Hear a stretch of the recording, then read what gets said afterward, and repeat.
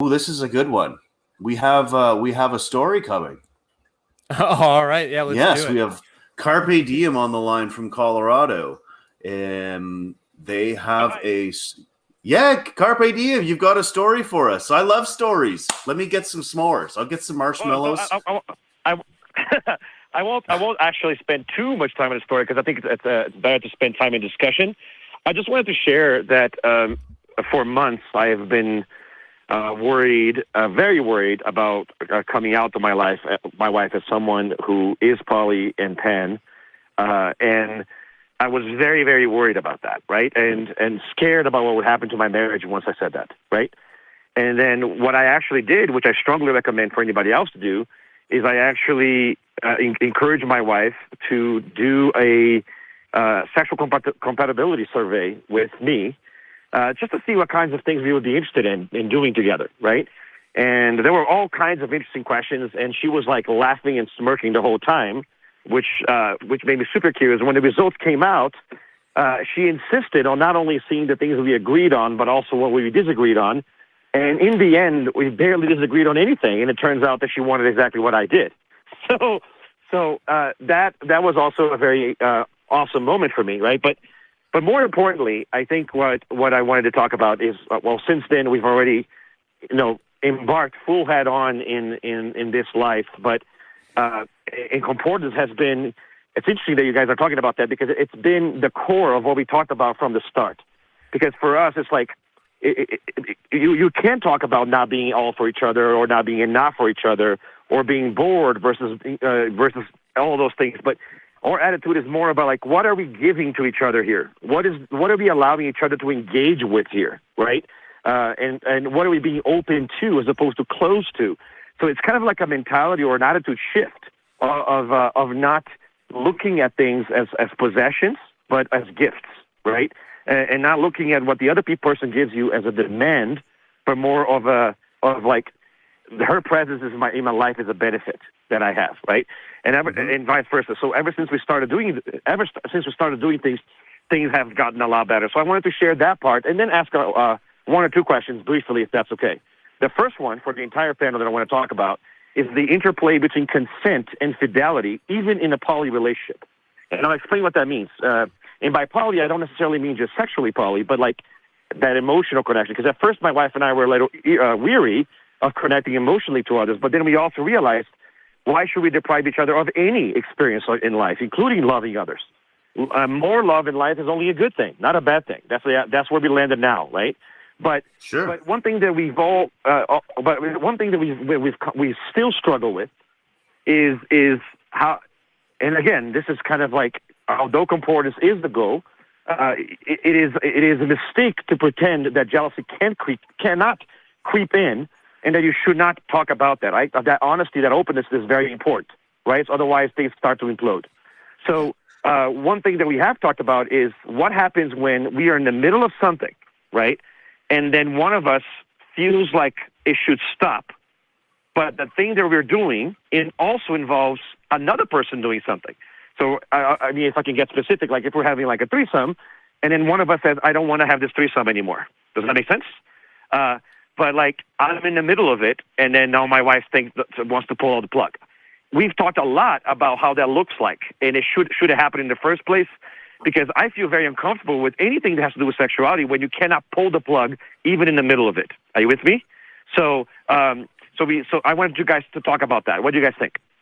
No, the reason I was patting my head there is that's a sign that my partner and I have, that if ever they're in a situation where we're out with people or in with people, something is happening that they want to stop, pat your head 3 times. No matter what's going on, everything stops right there, and I'll do what I can to make sure that situation is over. It absolutely makes sense to have these rules in place where you can pull the plug at any time, and it should be understandable where those are. You're right that when you say that sometimes sexual situations will develop that you could not have possibly planned for in advance. It just happens, and you need to decide what you're going to do with it on the spot. And one great way is to know, okay, nope, this is too far. I got to pull the plug. And to know that that's okay to do. This is why, in a very ironic way, meeting up with people in swingers clubs and through these websites, it's almost better and safer because they understand, yeah, other couples might have this because we have a pull the plug sign too. So they know what it's like. They know they're completely understanding. It's like, yeah, it's a little bit of a letdown, but I understand why you need to stop it at that point. So thank you very much for bringing that up, and I think it's up to every couple to decide, what they want to do we didn't get a chance to talk about this situation, but our little way of doing it is we have signals that we can send to each other saying, definitely this is not good, we got to stop. What have you heard, Christy? At the same time, Carpe Diem, I think you're hitting on a really important point here, which is something that people often forget when they are just beginning a journey into non-monogamy, which is the rights of the hypothetical third. When we are sitting in our living room and we're having kind of fantasy conversations about what would it look like to date other people? What would it look like to have these other relationships or other experiences? It's all rainbows and fantasies, and it sounds really nice. And this like hypothetical person that we fantasize about isn't fleshed out as a living, breathing human with like feelings and thoughts and autonomy and Absolutely. rights. And so it's really common for couples that jump into non-monogamy without having done their homework, without having done the responsible thing by opening up their relationship with the support of at least a lot of good literature, if not a non-monogamy coach or a counselor or a therapist of some sort. They tend to make all of these like rules and agreements that don't actually respect the rights and autonomy of that hypothetical third person. And then 6 months down the road, when that third person is flesh and blood, things start to get really, really messy. And so I think that everything that you're pointing out is just a good reminder to be respectful of the autonomy of everybody involved in these situations. And frankly, to do your homework before opening up your relationship. Yeah, absolutely. I wanted to say something about what Puck said, because one important aspect of my question, which I think was not talked about also either, is that if you were in like a I hate to say normal, but if you were in a standard heterosexual relationship and you're in the middle of sex and all of a sudden your partner, who you thought was going to do things to you, is no longer going to do things to you, it should be their right to pull the plug, right? And what I'm saying is that all people, not just me and my wife or whoever else, like all people should have that power, right? That autonomy. And if we don't feel comfortable with what my wife is now doing, it gets complicated, because why am I not feeling comfortable? Am I getting jealous? Where's the concordance right now? But doesn't matter, right? If I'm in an emotional place that I don't feel comfortable, do I have the right to tell somebody else that's doing something with somebody else to stop, right? All of these conversations are something that you have to have before you're in the moment, because if you're in the moment, it's too late to have these conversations. And then sometimes, out of respect for each other, you have the sign, so you can have the conversation when you didn't have the conversation yet. But it's better if you anticipated those moments by talking about, like, what happens if I'm in the middle of it and I don't feel right about what's happening after all, right? And so I think that's the part that got complicated. And even though we had prepared, it has already happened a few times. So that's why it's important I wanted to bring that up. Yeah, do your homework, have your good communication. Do not take a existing relationship and open it up without a lot of thoughtful communication. I think that's the biggest takeaway here. Absolutely. And the other thing is too, is don't have that expectation that when you do open up your relationship, that everything's going to go smoothly. When my partner and I first brought a third into our relationship, we talked about it first. We discussed some rules as to who was going to fuck who and who was going to suck who. And these hypotheticals were going through our minds. And then when we had the conversation, drunk as lords one night with the third and thought that we had anticipated every possible situation and sort of got into it. And it hit me like a ton of bricks when I saw someone else fucking my partner, that I might not be as ready for this as I thought I was. Now, I got there eventually and I got around that and we got to a point where we all had some fun, but don't expect that even if you do make all these rules and you do if you do prepare for it, there still is going to be some stuff, as you say, Carpe. There's going to be stuff that comes up that you're not prepared for. So just approach it with empathy and compassion for everybody involved, and try to have some fun and sort it out with towels when you're all done. It's always a good idea to bring a towel. Always bring a towel. Don't forget to bring a towel. Everything. I mean, I'm in Colorado, so that joke is especially funny. But everything that you actually said resonates with the experience that I had. The last question I'll leave you guys with, and I don't necessarily need to be here for the rest of the conversation, but that's this one. I just literally want to hear from you guys. How do you decide how much do you need to know about what the other partner is doing? Because this is the place where I am with my wife right now, and this is where we're currently talking about. Because so far we've done everything together, but we're getting to a point where we're talking about, does it need to be together? I don't feel like it needs to be together. She says, like, that doesn't need to be together. I don't think so either. And so, but then we are also talking about, like, how do you decide how much do you need to know about what the other partner is doing?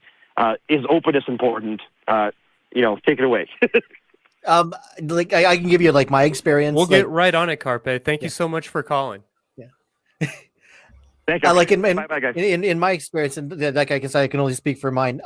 It's been evolving over time. Where in the beginning it used to be, we should tell each other every time something happens. Every time, we'd get into as much detail as the other person wants to, and then it kind of evolved from there. When you are have the same second partner or outside partner, eventually you just want to know, okay, what time are you going to be home for dinner? So it's going to evolve, and it's going to change from person to person and relationship to relationship. And it's just important to keep that talk going. It's like, well, okay, what do you want to know? And one great way to do that is to just put them into situations like, okay, let's sit down. What do you want to know about what happened or what's going to happen? And feel it out situation by situation. And maybe it will evolve. Maybe you'll want to hear less as you trust each other, or maybe it gets you really hot and you want to talk more about what happened with other people.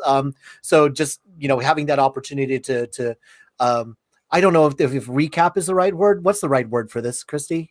I don't know, maybe to open up and share. I mean, certainly there are couples that sort of get off on each other's erotic adventures and sharing those stories. And that's a beautiful thing. Like, I encourage people to embrace that if that's their turn on. But I think that we're again talking about autonomy here, and this is something that I think really applies outside of an open relationship, because how honest do you need to be about how honest do you need to be about the time you spent with your friends and what those conversations look like? How honest do you need to be about your therapy appointment and what those conversations look like? I mean, we have a right and a need to have a little bit of space for ourselves and to have some privacy in these kinds of ways. But everybody's needs are going to be totally different. So I think it comes more down to negotiation than anything else here.